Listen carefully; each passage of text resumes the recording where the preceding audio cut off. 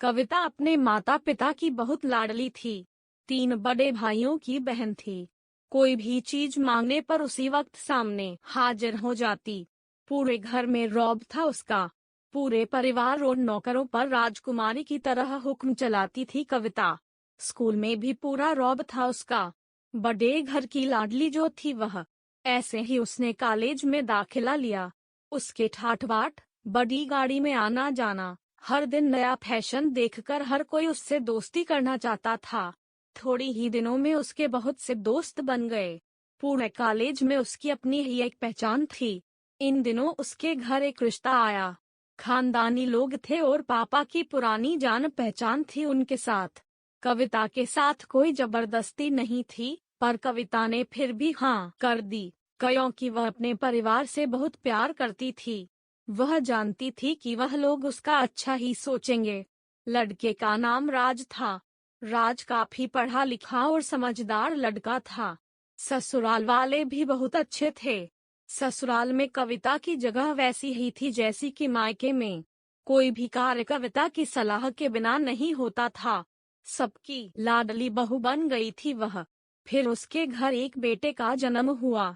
राहुल कविता को जान से प्यारा था। पोता पाकर ससुराल वाले तो फूले नहीं समाते थे। कविता कभी कभी सोचती कि उसकी किस्मत कितनी अच्छी है। उसका हर अपना उसे कितना प्यार करता है। चाहे जीवन में कैसा भी समय आए, मेरे अपने हमेशा मेरे साथ हैं। मैं कभी अकेली नहीं हो सकती। कितनी खुशकिस्मत हूँ मैं। पर शायद कविता की खुशियों को उसकी अपनी ही नजर लग गई थी। एक दिन वह मायके जाने की जिद कर बैठी। राज को बहुत काम था लेकिन वह फिर भी उसे ले गया।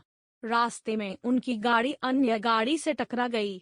कविता, राज और राहुल बहुत बुरी तरह से जख्मी हो गए।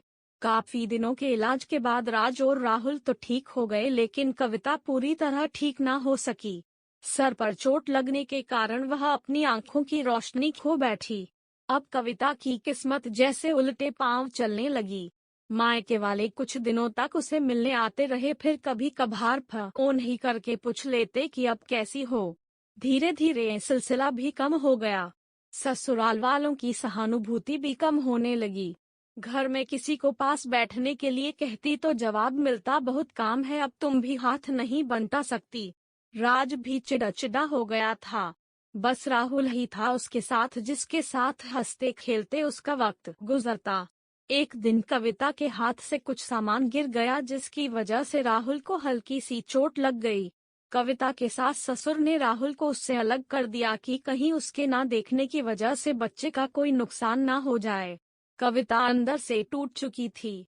एक दिन उसने सबके सामने मायके जाने की इच्छा रखी तो राज उसे तुरंत मायके छोड़ आया, जैसे कि वह भी यही चाहता था। लेकिन राहुल को उसके साथ नहीं भेजा गया। कविता कभी राहुल से दूर नहीं रही थी, पर अपनी कमी के कारण उसने ज्यादा बहस नहीं की। कविता को लगा कि वह 3-4 दिन वहां रहेगी तो थोड़ा हवा पानी बदल जाएगा, क्योंकि वह कितने दिनों से कहीं भी बाहर नहीं गई थी। घर वाले भी इतने दिनों बाद उसे देखकर कितने खुश होंगे। कविता के घर पहुंचने पर सब लोग बहुत खुश हुए। खाने में सब कुछ कविता का बड़ी की मात्रा पसंद का ही बना था। उसने अपने मम्मी पापा और भाई भाभीओं से दिल खोलकर बातें की। उनके छोटे छोटे बच्चे भी बुआ के साथ घुल मिल गए थे। रात को सोने के वक्त जब वह कपड़े बदलने लगी तो उसे पता चला कि उसका बैग तो बहुत भरा हुआ था। वह सब समझ गई। वह बहुत उदास हो गई। कुछ दिनों तक तो सब ठीक रहा, फिर जैसे सब बदलने लगा, सबका व्यवहार बदल रहा था। वह लोग जैसे थक चुके थे उससे। सब लोग घुमा फिरा कर पूछने लगे कि राज कब आ रहा है उसे ले जाने। वह बहाना बना देती, जबकि वह जानती थी कि उस घर में अब उसके लिए कोई जगह नहीं। कविता से चलते वक्त कुछ ना कुछ नुकसान हो जाता। थोड़ी बहुत टोका टाकी उसे सुन आई देती, वह टाल देती।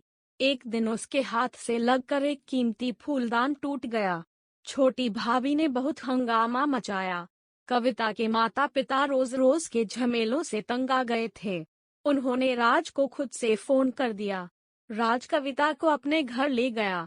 कविता को अपने परिवार वालों से ये उम्मीद ना थी, जिस कविता की कहे बिन आकार घर में एक पत्ता भी नहीं हिलता था, उस घर के लिए वह बोझ बन चुकी थी।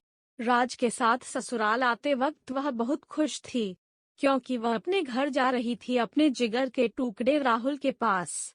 परंतु यह खुशी भी कुछ पल की ही थी। सारा बंदोबस्त पहले ही किया हुआ था। कविता को सीधे ऊपर वाले कमरे में पहुंचा दिया गया। राहुल से दूर रहने की सख्त चेतावनी दी गई। एक काम वाली लता को उसकी जिम्मेदारी सौंपी गई, जो उसके खाने पहनने जैसी जरूरतों का ध्यान रखती। कविता ज्यादातर चुप ही रहती। कभी कभी काम वाली लता से थोड़ा बतिया लेती। उसके जरिए राहुल का पता चल जाता।